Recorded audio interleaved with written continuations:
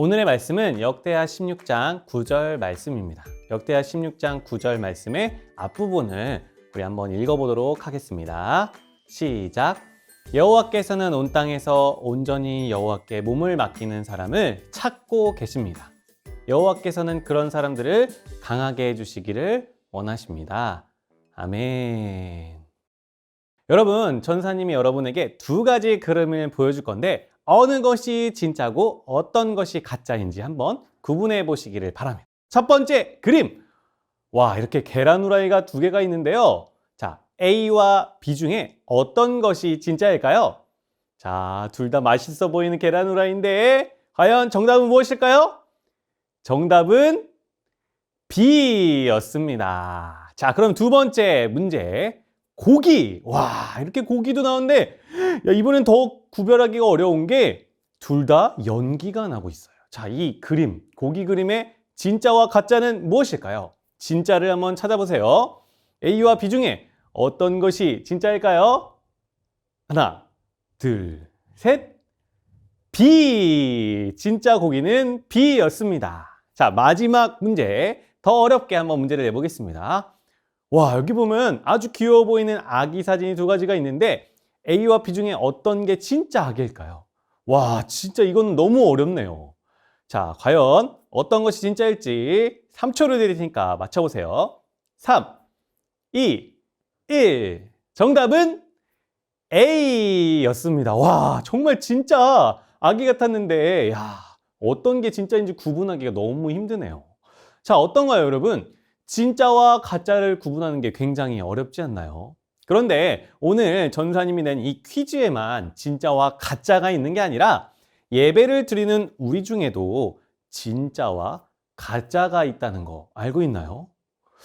전사님, 예배자 중에도 진짜와 가짜가 있다는 말인가요?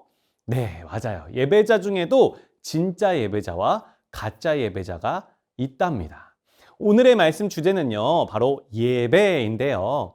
방금 여러분이 진짜와 가짜를 퀴즈를 통해 잘 찾은 것처럼 오늘 말씀을 듣고 예배란 무엇인지 잘 배우고 또 진짜 예배자란 누구인지 찾아서 내가 바로 그런 진짜 예배자 되기를 간절히 축복합니다.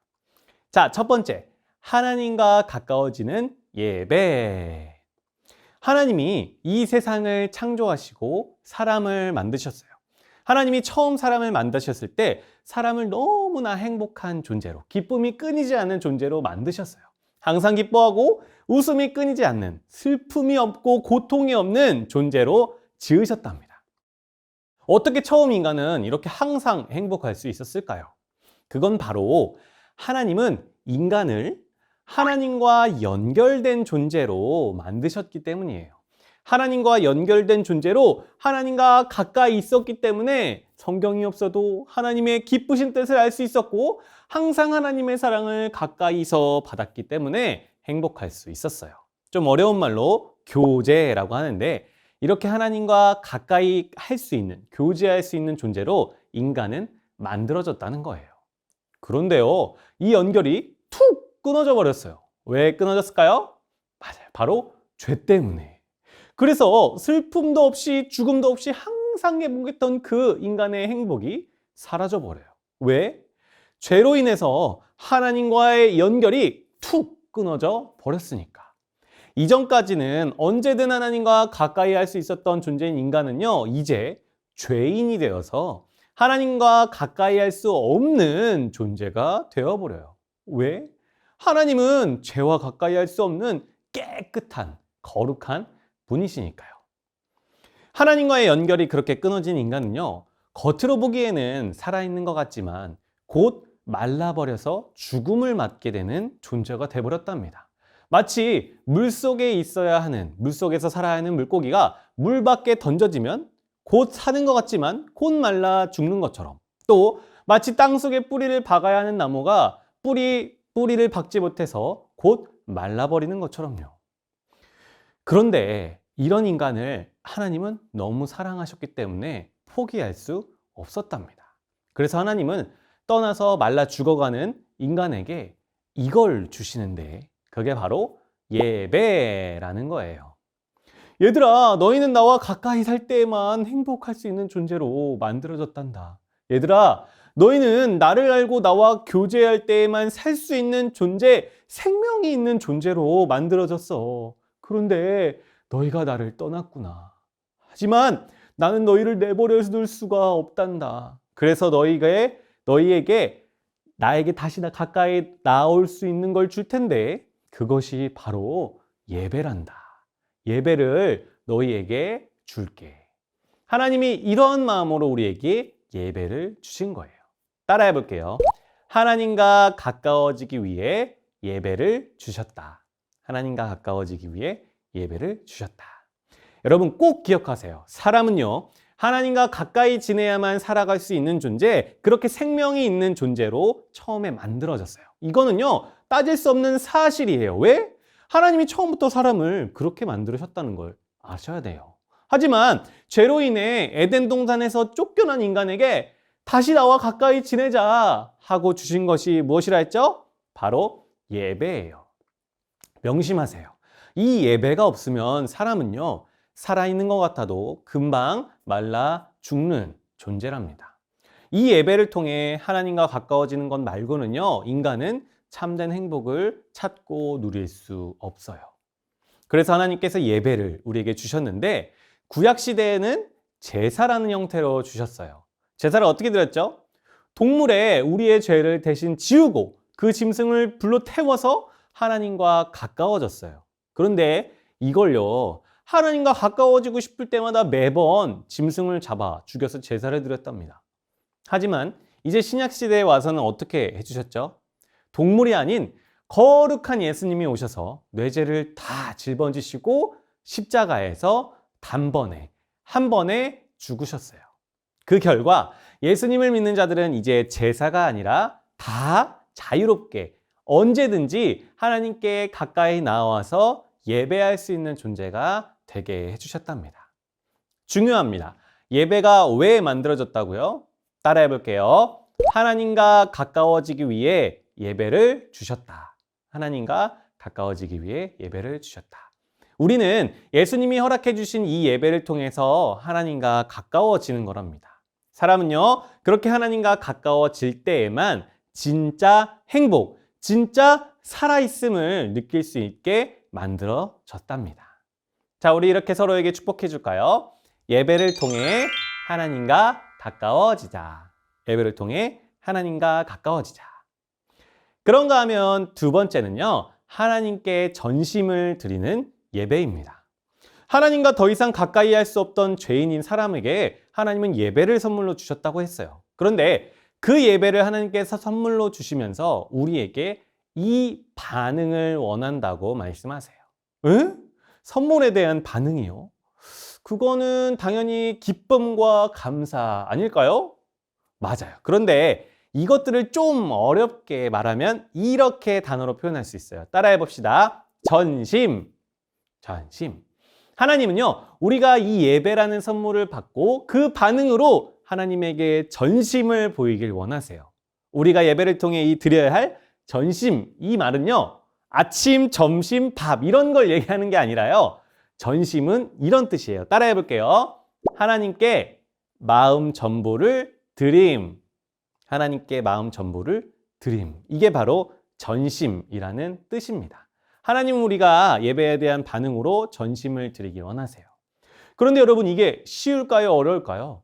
엄청 어렵죠. 예를 들어서 나는 오늘 하나님께 내 마음 전부를 드리면서 전심으로 예배할 거야 다짐했어요. 그런데 예배를 드리다가 두둥 갑자기 알람이 울리는 거예요. 어떤 알람? 꼬룩꼬룩꼬룩 배에서 울리는 알람. 바로 똥. 예배를 전심으로 드리려고 다짐했더니 그때부터 내 머리는 막 온통 화장실 생각으로 가득하게 되는 거예요. 여러분, 그렇기 때문에 예배를 드리기 전에 먼저 화장실을 다녀와야 된다고 하는 거예요. 또 그게 끝이 아니에요. 이번엔 막 목에서 신호가 오는 거예요. 어떤 신호? 목이 마른 거죠. 그럼 물 마시고 싶은 생각이 내 머리에 가득 차요. 그래서 물을 미리 마시고 와서 예배의 자리에 앉으라는 거예요. 왜? 나의 전심이 깨져버리니까. 하나님이 아닌 다른 것들이 내 마음에 가득 차버리니까. 또 스마트폰은 왜 잠시 넣어두라는 걸까요? 스마트폰이 울려버리면요, 진동이 울리면 그 생각에 내 마음이 하나님과 멀어지니까, 전심이 깨지니까. 옆 친구와 장난치고 떠들지 말라는 건 또 뭐라고요? 전심이 깨지니까. 여러분, 이 하나님께 마음 전부를 드리는 전심은요, 마치 내 앞에 하나님만 계신 것처럼 집중하는 걸 말하는 거예요.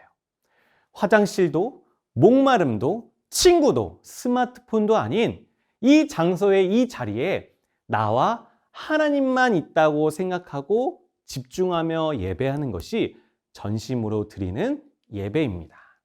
따라해 볼게요. 하나님께만 집중하는 전심. 하나님께만 집중하는 전심.